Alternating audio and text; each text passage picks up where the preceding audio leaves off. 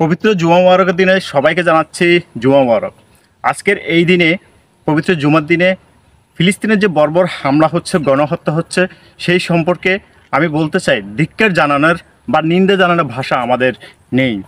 আজ আমরা দেখতে পেয়েছি যে ফিলিস্তিনে কিভাবে দখলদার বাহিনী ইসরায়েলিরা হামলা করছে, হামলার পর হামলা করছে। সেখানে গণহত্যার কোনো বিচার নেই, বিশ্ববাসী তাকিয়ে আছে। ঠিক এমন একটি মুহূর্তে পুরো বিশ্ব থেকে গত কয়েকদিন ধরে যেই নৌযাত্রা এবং ত্রাণ নিয়ে যে নৌবহর যাচ্ছিল, সেই নৌবহরও কিন্তু আমরা দেখেছি তারা অমানবিকভাবে হামলা চালিয়েছে।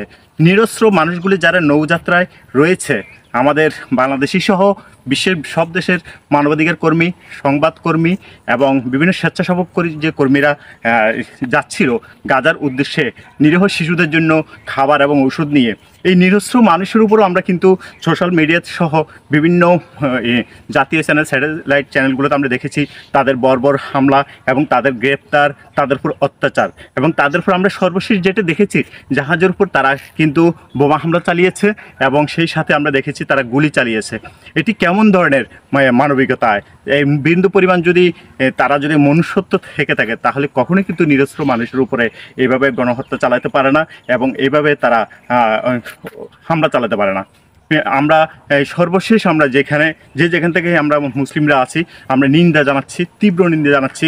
দখলদার ইসরায়েলি বাহিনীর পতন হোক এবং ফিলিস্তিনের জয় হোক। ধন্যবাদ।